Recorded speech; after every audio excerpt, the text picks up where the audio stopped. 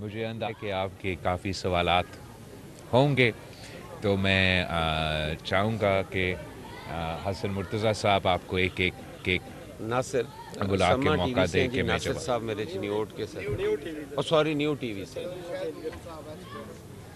کس سے تسی میں سوال تو کر لو. یہ شاہد صاحب ہمارے پریس کلب کے صدر ہیں جی. شاہد السلام صاحب علیکم شاہد صاحب، کیسے ہیں آپ؟ خیریت سے؟ الحمدللہ. صاحب آج کل جو ہے وہ کے پی کے میں گورنر راج کی بات گشت چل رہی ہے، تو کیا ایسا کوئی ڈسکشن ہے؟ آپ اس بارے میں کیا کہیں گے؟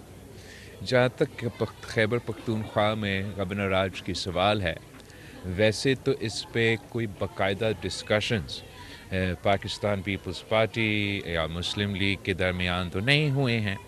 اب میرے خیال میں جس چیز کا آپ ذکر کر رہے ہوں اس کے وہ حالات جو بنتے جا رہے ہیں، اور یہ جس sort of سمت پہ خاص طور پہ پختونخوا کی سیاست، مگر جو پی ٹی آئی کی سیاست جس طرف وہ آگے بڑھتا جا رہا ہے، وہ خود ایسے حالات پیدا کر رہے ہیں جس سے وہ وفاقی حکومت کو مجبور کرے کہ وہ سخت اقدامات، آئینی آپشن ضرور گورنر راج موجود ہے، مگر اس پہ کوئی باقاعدہ ڈیسیژن یا ڈسکشن ابھی تک نہیں ہوا ہے. ڈاکٹر مزمل جی. فیض حمید کو آج 14 سال کی سزا ہوئی ہے، یہ جو ہونے جا رہا ہے، آپ کیا سمجھتے ہیں کس وجہ سے پاکستان کی پارٹی کی؟ جی آپ یہ ایک تاریخی فیصلہ ضرور ہے، اور جنرل فیض صاحب کو 14 سال سزا آج ملا ہے مختلف جرائم کے مطابق. جہاں تک مجھے اندازہ ہے شاید مزید تحقیقات اور انویسٹیگیشنز یا ٹرائلز ہونے ہیں. میرے سیاسی زندگی میں دو ایسے لوگ تھے جو میں نے خود اپنے آنکھوں سے دیکھا ہے، جو اپنے وقت کے فرعون تھے، اور میں سمجھتا ہوں کہ یہ ایک تو خان صاحب خود ہے، جو وزیر اعظم ہوتے ہوئے ہر کسی کو جیل بیچنے کا نہ صرف دھمکی عملی طور پہ بیچ بھی جاتا تھا، اور وہ طاقت کا نشہ میں پتہ نہیں کیا کیا دھمکیاں دیتا تھا کہ وہ اسی بھی نکال دے گا، وہ فلاں کر دے گا، وہ فلاں کر دے گا. انہوں نے یہ ہماری سیاست میں ایک بار پھر ایک بری روایت ڈالی تھی کہ نہ صرف کہ جو سیاسی حریف ہیں، مگر ان سیاسی حریف، ان سیاسی مخالف کے جو گھر کے عورتیں ہیں، خواتین ہیں، ان کو بھی نشانہ بنایا گیا. اور مریم شریف صاحبہ کو، بریال طاہرپور صاحبہ کو جس انداز میں ٹارگٹ کیا گیا، اور پھر اس میں ہم نے خود اپنے آنکھوں سے دیکھا کہ کس طریقے سے اس کو اسی زندگی میں ان ایکشنز کا نہ صرف جواب دینا پڑا، بٹ اب وہی اسی قسم کی مشکلات آج بھگت رہے ہیں، اور وہ متفق عمل ہے کہ وہ آج خود جناب جیل میں ہے. اس کے ساتھ ساتھ ایک یہ جنرل فیض صاحب تھا، جو اپنے طاقت کے نشے میں نہ کسی سیاستدان کو، نہ کسی میڈیا ہاؤس کو، نہ کسی ہماری سوسائٹی میں، اس نے اپنے عہد کے خلاف ورزی، اپنا کام کے خلاف ورزی کرتے ہوئے پتہ نہیں کیا کیا کیا. اور آج ہم وہ دن دیکھ رہے ہیں کہ اس کو بھی اسی زندگی میں ان کے جرائم کا جواب دینا پڑ رہا ہے. میں سمجھتا ہوں کہ یہ ایک بہت تاریخی فیصلہ ہے. اب ویسے تو مکمل ڈیٹیلز مجھے موقع نہیں ملا نہ دیکھنے کے لیے، نہ اس کا تفصیل پہ پتہ کرنے کے لیے. میرا خیال میں اب آگے اس کے لیے بھی اپیل کے اور ایسے فورمز موجود ہوں گے. اپنے طور پہ تاریخی فیصلہ ہے، اور میں سمجھتا ہوں کہ سب کو توبہ بھی کرنا چاہیے اور اپنا زندگی کو ایسے گزارنا چاہیے، خاص طور پہ وہ لوگ جن کو کسی نہ کسی وجہ سے اللہ تعالیٰ کبھی آپ کو کوئی موقع دیتا ہے، اختیار دیتا ہے، ذمہ داری دیتا ہے، تو اس ذمہ داری کو آپ کو صحیح انداز میں اس پہ عمل درآمد کرنا چاہیے. سر اس سے جڑا ہوا ایک سوال ہے، ماضی میں لیفٹیننٹ جنرل شجاع پاشا اور ظہیر الاسلام پر بھی اسی طرح کے الزامات تھے کہ وہ پولیٹیکل انجینئرنگ کرتے ہیں، سیاسی سرگرمیوں میں ملوث ہیں. آپ سمجھتے ہیں کہ ان کو بھی اس طرح کا ان کا بھی ٹرائل ہونا چاہیے؟ میرے خیال میں ان میں سے ایک کے خلاف تو ٹرائل ہوا تھا اور سزا ایسیٹرا بھی ہوا تھا.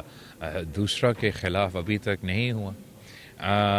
میں کسی انڈیویجول کے بارے میں یا کسی اسپیسیفک کیس کے بارے میں تبصرہ نہیں کرنا چاہوں گا، مگر میں سمجھتا ہوں کہ آج کا فیصلہ تاریخی ہے اور وہ ضرور ایسے راستے کھولیں گے.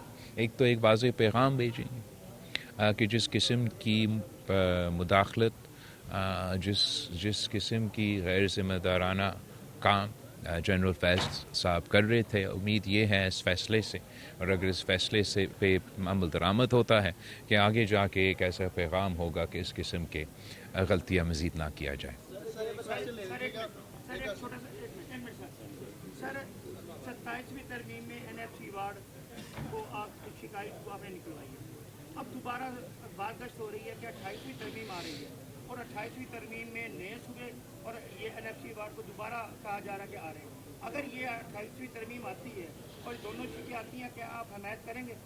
جہاں تک 27th امینڈمنٹ کی بات ہے، پاکستان پیپلز پارٹی سمجھتی ہیں کہ اس میں ہمارے لیے تو سب سے بڑا کامیابی یہ تھا کہ ہم نے جو چارٹر آف ڈیموکریسی میں وعدہ کیا تھا شہید محترمہ بینظیر بھٹو اور نواز شریف صاحب کی دستخط کے مطابق کہ ہم آئینی عدالت بنائیں گے، وہ آئینی عدالت بھی ہم نے بنایا. اس آئینی عدالت کو تمام صوبے کے برابر کا نمائندگی، جو پاکستان پیپلز پارٹی کی بہت ہی پرانی مطالبہ تھا، اس کو بھی یقینی طور پہ عملی طور پہ ہم نے 27ویں ترمیم کے مطابق یہ آئینی عدالت کو تمام صوبوں کو برابری کا نمائندگی. اور یہ بھی ایک فخر کی بات ہے کہ جب سے سب سے پہلے جو اس آئینی عدالت کا سربراہ ہے، جو کانسٹیٹیوشنل کورٹ کا چیف جسٹس ہے، جنوبی پنجاب سے تعلق رکھتا ہے.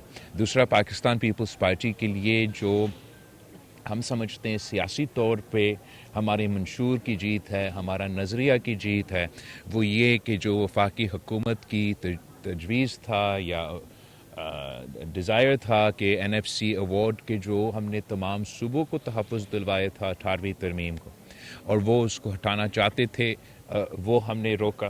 وہ پاکستان پیپلز پارٹی کی بہت بڑا کامیابی ہے.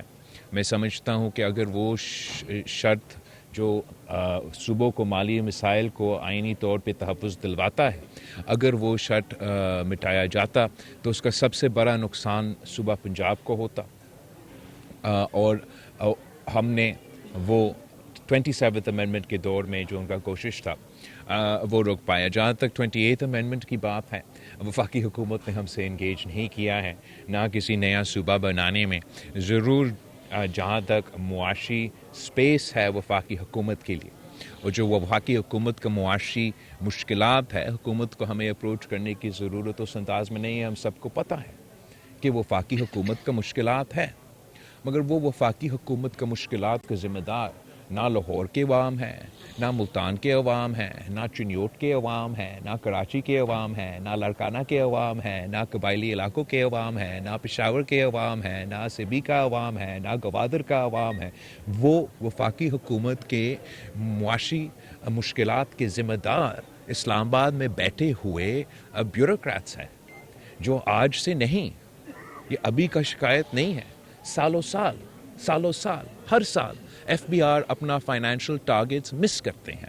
تو یہ سوچ کہ FBR کی کمزوریاں، FBR کی غلطیاں کا بوجھ لاہور کے عوام کو اٹھانا چاہیے یا کسی اور صوبے کے عوام کو اٹھانا چاہیے، اس کا بالکل پاکستان پیپلز پارٹی مخالفت کر رہی ہے اور کرتی رہیں گی.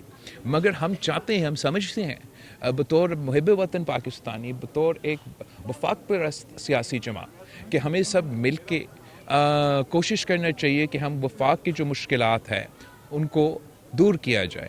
اس کے لیے پاکستان پیپلز پارٹی کے چند تجویز ہے، اور اپروپریٹ فورم پہ جیسے NFC ایوارڈ کے فورمز پہ اور حکومت کے ساتھ جو گفتگو ہوتے اس کے تھرو ہم اپنے تجویز دینا چاہیں گے، جس سے ہم سمجھتے ہیں کہ ہم صوبے کے اختیارات کم کیے بغیر، صوبے کے مالی ذمہ داریاں کم کیے بغیر، ہم سب مل کے وفاق کی یہ معاشی مشکلات دور کر سکتے ہیں، اور اس پہ انشاءاللہ تعالیٰ پاکستان پیپلز پارٹی کام کرتی رہے گی.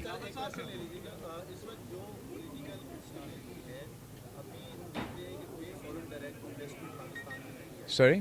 کوئی فورن ڈائریکٹ انویسٹمنٹ پاکستان میں نہیں آئی، جبکہ ہم پرائم منسٹر کی ہر دوسری اسپیچ میں یہ سنتے ہیں کہ پاکستان کی معیشت جو ہے وہ ٹیک آف کرنے والی ہے، لیکن ایسا ہو نہیں پا رہا. پاکستان کے عوام آپ کی جگہ جگہ گئے ہیں، دیکھا ہے کس قدر مشکلات کا شکار ہے. کب ایسا پاسبل ہوگا کہ پاکستان کی معاشی اس وقت چل رہی ہے اس سے باہر نکل سکے گا اور ہماری جو ایکسپورٹس ہیں وہ کچھ بہتر ہوں گی تاکہ عام لوگ جو ہیں ان کی کچھ زندگی بہتر جہاں تک معاشی صورتحال ہے، عوام کے پاس معاشی مشکلات تو موجود ضرور ہیں، مگر حکومت کی یہ موقف کہ انہوں نے ملک کو معاشی مشکلات سے نکالے ہیں، یہ معاشی صورتحال کو بہتر کروائے ہیں، اس میں بھی کچھ حقیقت تو ضرور ہے. جب پی ڈی ایم نے حکومت سنبھالا تو اس وقت ملک جو ہے وہ ڈیفالٹ ہوتا جا رہا تھا، اور جو معاشی مشکلات تب تھے، جو مہنگائی کا طوفان تب تھا، جو بے روزگاری کے مشکلات تب تھے، وہ تو عروج پہ تھے. اور آپ کو ہم سب کو یہ ماننا پڑے گا کہ شہباز شریف صاحب نے اور ان کی ٹیم نے معاشی پوزیشن سے ان مشکلات سے ہمیں نکالے. اب جہاں تک فارن ڈائریکٹ انویسٹمنٹ کی سوال ہے، میں سمجھتا ہوں کہ یہ تو بالکل حقیقت نہیں ہے یہ کہنا کہ کوئی فارن ڈائریکٹ انویسٹمنٹ نہیں ہو رہا. کچھ فارن ڈائریکٹ انویسٹمنٹ ضرور ہو رہا ہے، شاید حکومت مزید چاہتا ہے. میں سمجھتا ہوں کہ فارن ڈائریکٹ انویسٹمنٹ کے ساتھ ساتھ یا فارن ڈائریکٹ انویسٹمنٹ سے زیادہ ایکسپورٹس پہ فوکس کرنا چاہیے، اور پاکستان کو اپنا ان سیکٹرز کو سپورٹ کرنا چاہیے جس سے ہم اپنے ایکسپورٹس میں اضافہ کر سکیں. پاکستان پیپلز پارٹی سمجھتی ہے کہ جو سپورٹ وفاقی حکومت، صوبائی حکومت مثلاً زراعی شعبے کو دے سکتے، وہ اس وقت اتنا نہیں دے رہے جتنا ہمیں دینا چاہیے. ہم نے صوبہ سندھ میں اپنے جو چھوٹے کسان ہیں جن کے پاس 1 سے لے کے 25 ایکڑ تک کے جو کسان ہیں، ان کو ہم نے سپورٹ کرنے کی کوشش کی.